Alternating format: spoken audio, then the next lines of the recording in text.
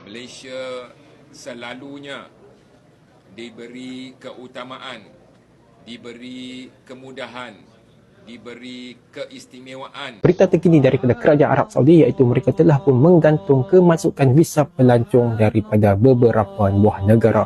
Tindakan ini diambil oleh Kerajaan Arab Saudi kerana terdapat beberapa orang luar yang memasuki Arab Saudi di bawah visa pelancong menetap di situ melebihi tempoh. Lagi-lagi kita kalah dengan negara tetangga, yaitu Malaysia. Malaysia mendapat keistimewaan dari Kerajaan Arab Saudi, tidak termasuk negara yang kena ban sementara.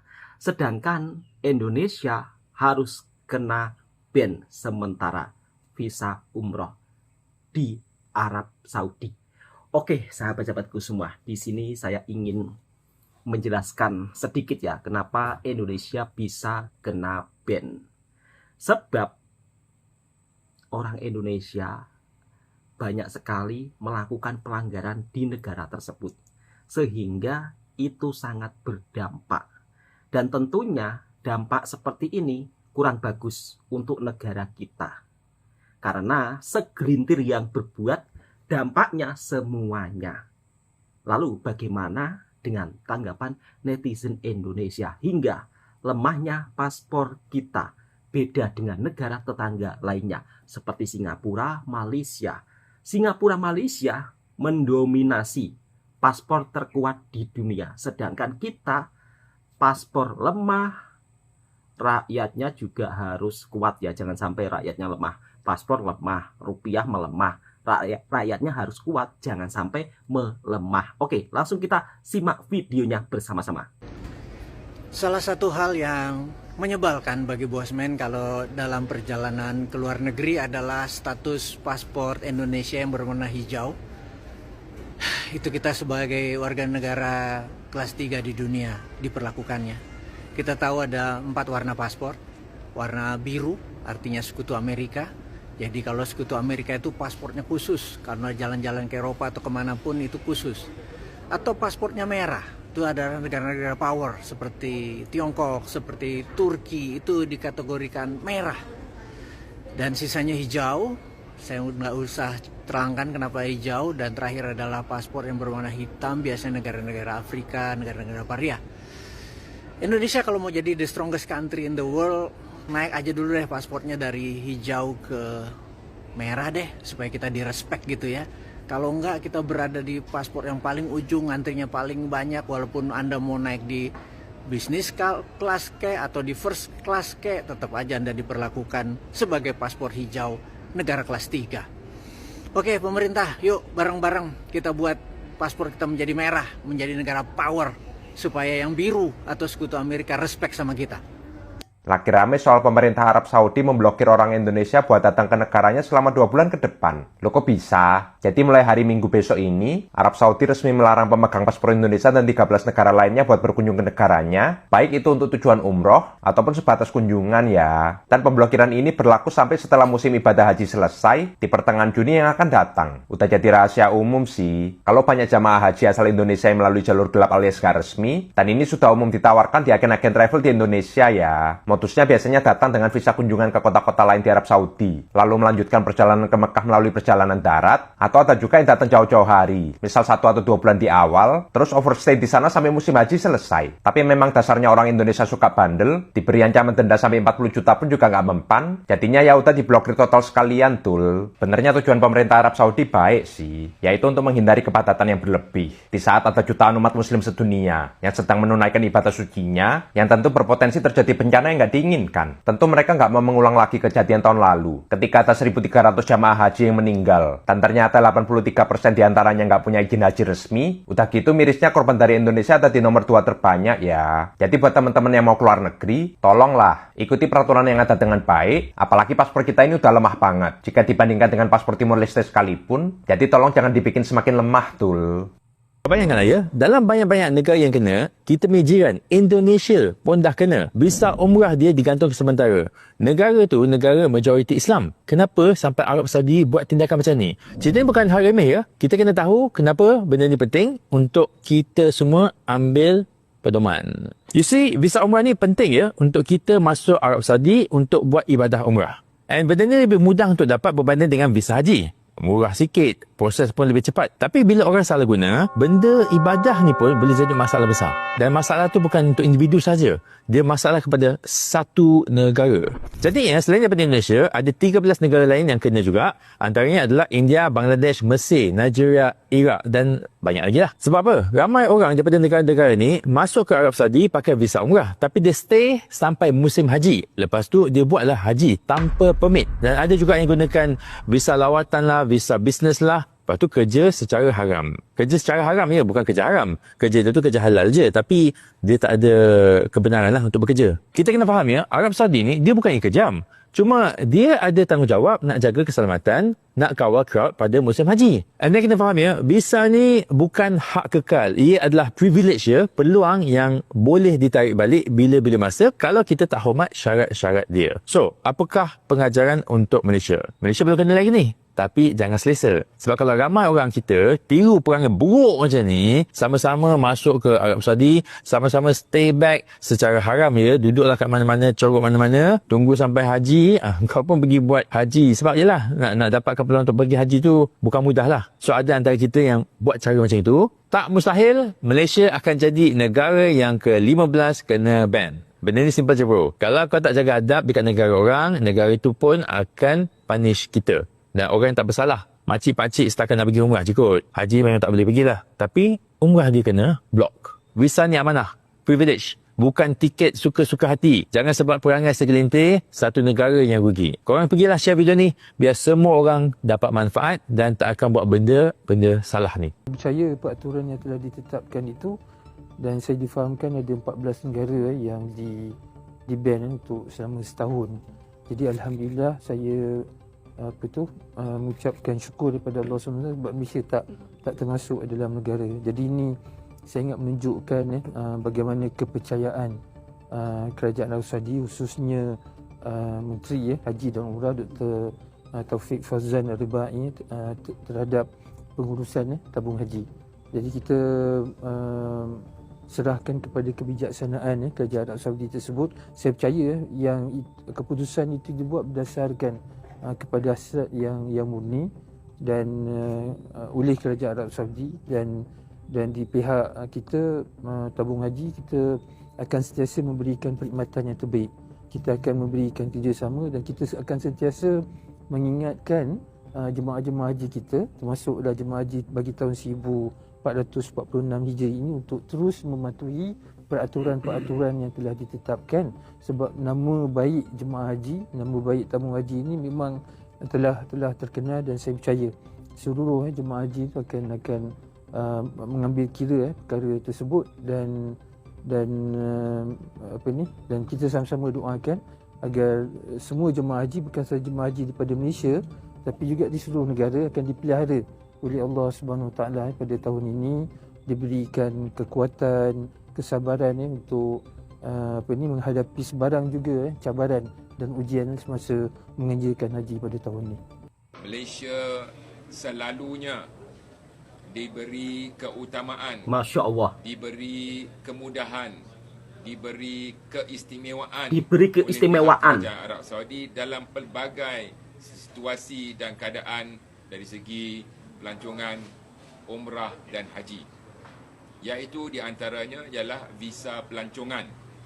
Visa pelancongan ini adalah visa yang diberi kemudahan kepada negara-negara bukan Islam untuk menggunakan visa pelancong untuk masuk ke negara Arab Saudi untuk melancong.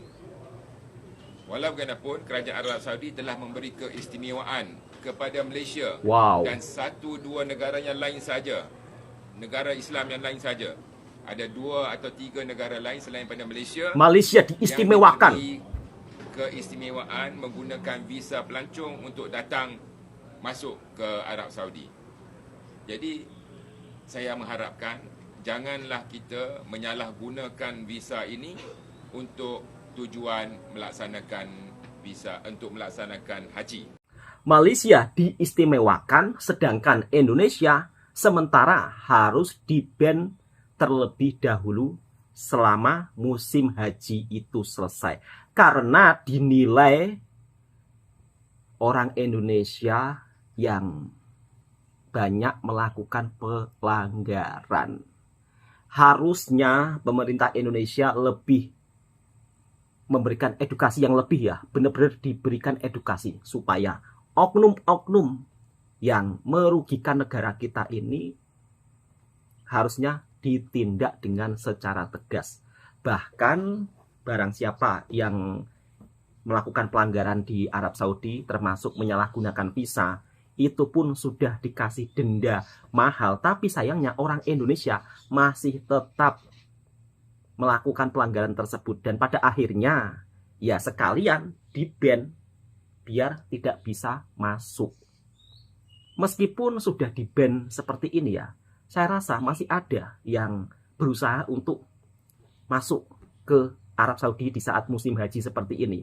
Ya mudah-mudahan sahabatku semua yang saat ini ingin melakukan umroh ya kan, harusnya melihat berita-berita terkabar terkini supaya tidak salah langkah, supaya tidak jadi korban oknum-oknum yang tidak bertanggung jawab. Sedangkan Malaysia, negara tetangga kita, mendapat perlakuan istimewa. Harusnya masyarakat Indonesia ini contohi attitude orang Malaysia yang dimana taat peraturan. Jangan sampai melakukan pelanggaran sekecil apapun walaupun di negara orang.